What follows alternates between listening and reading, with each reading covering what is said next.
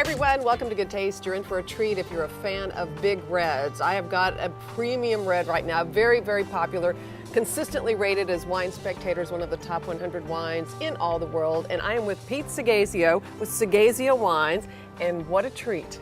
Thank you. Long been a fan of your Zinfandels. They are amazing. And this has been family run now for how many years? Since 1895, so well over a century. Which is pretty remarkable in and of itself. And one of the nice things about the Seghesio wine, you all grow your grapes in what is considered the premium spot for Zinfandel, right?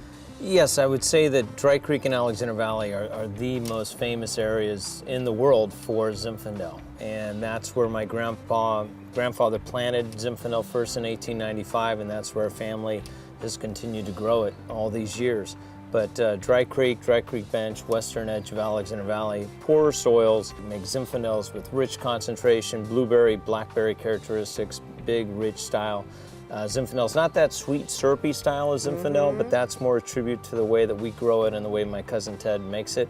But more vibrant, more mineral, more structure. And Pete, I think one of the things that's so picturesque about your vineyards are those, what they call the gnarly vines, the really old vines, right?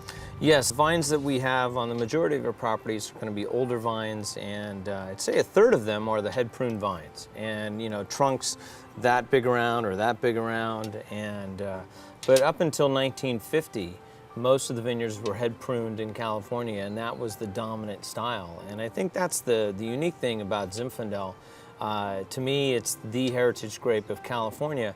It was the dominant planted grape up until the 1950s. In fact, my father used to call it the boss grape because it was such a dominant grape in California. And it was planted by the immigrants at the turn of the century because it was a softer grape, a wine that you could drink in the springtime. And back in those days, wine was to have every day. It was an immigrant beverage that they would have at lunch every day.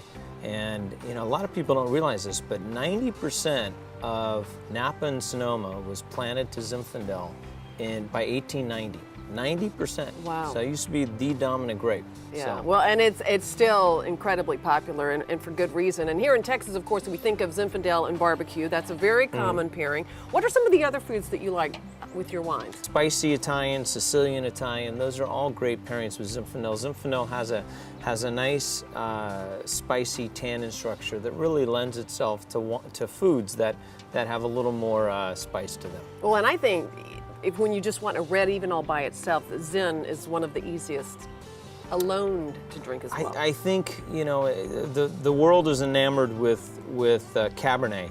I think personally, I find that Pinot and Zin are the top two food-friendly red wines out there. Cheers. Cheers.